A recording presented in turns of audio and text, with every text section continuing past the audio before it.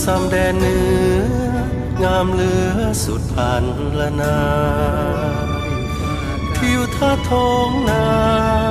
ป่าดงทงกว้างงามยิ่ง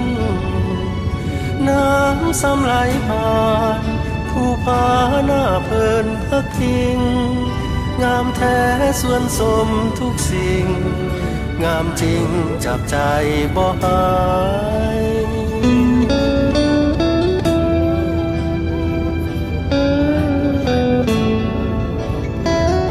เมืองซ้ำเจ้าเอ๋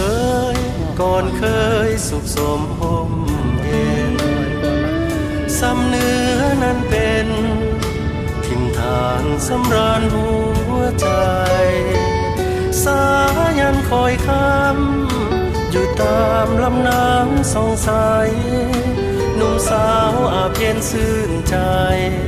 อาศัยจะเท่าเมืองซ้ำอุดมสมบูรณ์ไปด้วยทรัพย์อยู่ในดิน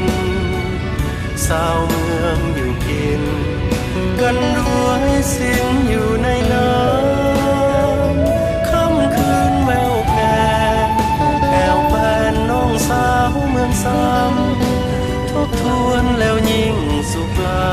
ำโอ้ธรรมศาสตร์เมืองเหนือ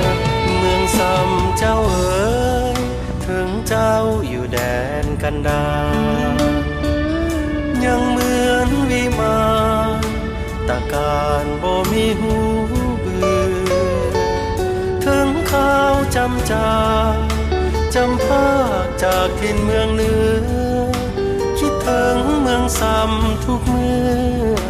บุญเหลือจะหวนกลับมา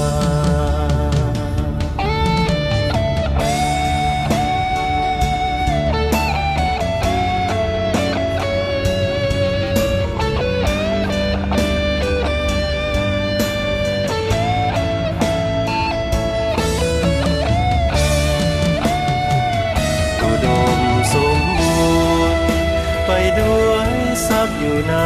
ดินสาวเมืองอยู่กินกันด้วยสินอยู่ในน้ำค่ำคืนแววแค่แอวแฟนน้องสาวเมืองซ้ำทบทวนแล้วยิ่งสุขล้ำโอ้ธรรมศาสตร์เมืองเหนือเมืองซ้ำเจ้าเอ๋ยถึงเจ้าอยู่แดนกันดารยังเหมือนวิมานตะการบ่มีหูเบื่อถึงข้าวจำจาจำภาคจากถิ่นเมืองเหนือคิดถึงเมืองซ้ำทุกเมื่อบุญเหลือจะหวนกลับมา